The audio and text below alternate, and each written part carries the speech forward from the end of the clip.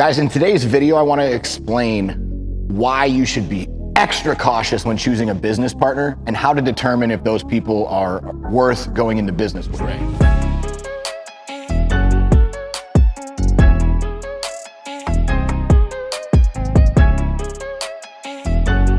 One of the things that I've seen happen time and time again with people, especially when they want to branch out on their own or go do their own thing, is they want to go find a business partner. And 99% of the time, the reason they want a business partner is because it's a safety blanket. It's because that way they have someone else that they can count on too, that's going in it with them and walking down the journey with them. This is the biggest mistake that you can make, okay? If you're really, truly good at something and effective at something and want to pursue something, go do it by yourself, okay? Start that way. That is the number one piece of advice that I can give you. The second thing is if you do want a business partner for not a crutch, right? So not some friend to rely on, make sure that you're figuring out before you start, sit down with that person, discuss why you want to do it with them, what they bring to the table, what the obligations are, what the areas that each person's going to cover are going to be before you ever get into that business. As somebody who has franchised multi-million-dollar franchise deals for dozens of locations across the country, one of the things that I've seen is terrible business partnerships get formed for no reason whatsoever. And to be honest, there was not set guidelines when they set up, and then it turned into an extreme disappointment down the road. So this is what I mean by this. Let's say you want to go into business with somebody, but you need capital, right? And that's the main thing that that person's going to bring to the table.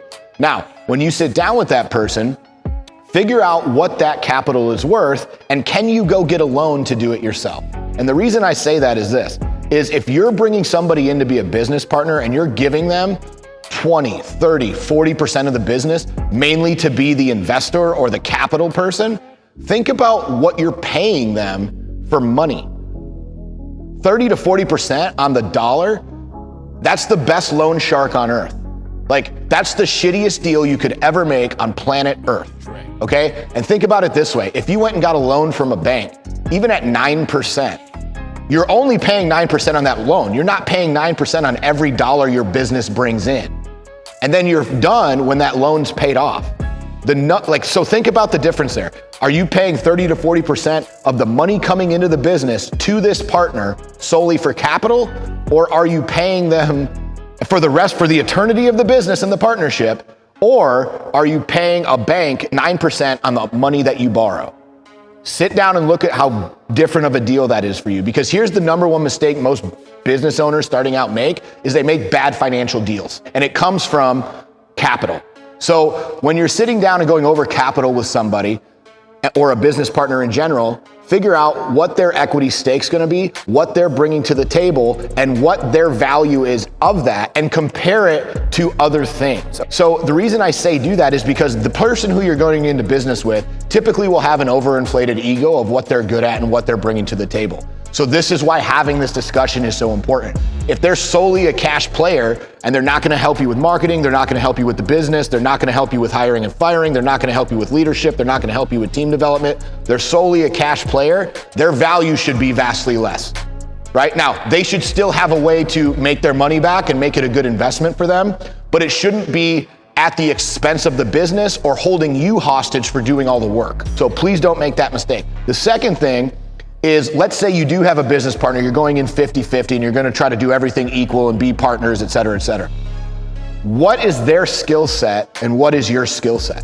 Because the problem is, what if you both have the same skill set? What if the reason that you like that person and that you wanna go into business with them is because you're both good at the same shit, okay? Well, the problem is, of the pie, if you're both in the same 60% of the pie, who's covering the other 40% that's talented at that part? Are you hiring it out? Who's gonna take care of that part? And this is where most people screw up. They go, hey, I'm good at sales, you're good at sales. Well, the problem is if nobody's good at team development, nobody's good at hiring, firing, no one's good at, let's say you have a product, right? No one's good at market research, no one's good at product research, no one's good at websites, no one's good at all the other areas that would obtain getting your business off the ground, but you guys are both really good at sales, you're gonna have a terrible time in business. So you need to sit down and say, hey, I'm good at sales, you're good at sales, but I need to do sales and this and this and this and this and this in the business, and you're gonna do sales and this and this and this and this and this in the business, and we both suck at bookkeeping. So we're gonna go out, we're gonna hire a bookkeeper to make sure that our numbers are in line every month, right? Or whatever it may be, but you need to sit down and do a SWOT analysis with your business partner, figure out what their strengths and weaknesses are, go through everything that you need before you determine if that's the right business partner for you. Okay? I can tell you the only business on planet Earth that I have a business. Second, and let you know that this channel is sponsored by Weight Nutrition Supplements. We have supplements anywhere from protein to BCAAs to fat burners to collagen to greens. We have the whole gamut. So if you're looking for high quality supplements to help you get in shape, help you live a better life, and help you be healthier, go to weightnutrition.com, check them out today, and you're gonna thank me for it later. I promise. They are the highest quality made supplements on the market. We're super proud of every single formulation and product that we put out, and you're gonna love them too. We discussed why we wanted to do it, how we were gonna do it, what the process would be, and what we were bringing to the table. And then we've done that every single week since the inception of that company. So I want you to think about that, okay? And that's why that one business partner works, but I don't have any other business partners on purpose. When I first started out in business and when I first opened my first gym and we had 900 and something members and 3,600 square feet, which was the highest grossing square footage per capita location in the country, okay? I want you to think about this. I had several guys come up to me and say, hey, I wanna be your business partner. Hey, I wanna be your business partner. Hey, how do I invest in this? And at that point, I said, well, what are you bringing to the table? And I was smart enough to ask that question, okay? Luckily, because I've done a lot of personal development and had good coaches. But their answer was, well, I can put cash in. Well, I don't need cash. Cash is cheap. I can go get a loan for cash for 3%. Why would I give you 20% of my company for a couple $100,000? And over the course of years now, when my company's done multi-millions per year, what would that money have cost me?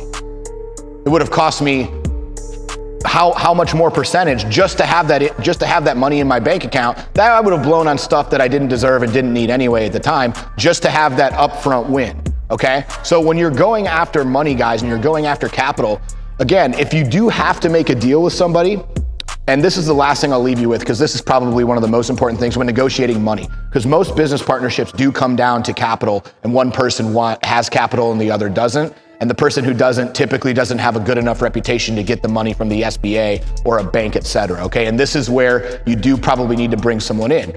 But sit down and decide, okay, are you getting your money back plus a percentage? Are you getting money back plus a flat fee? Are you getting money back and then you keep an equity stock in the company?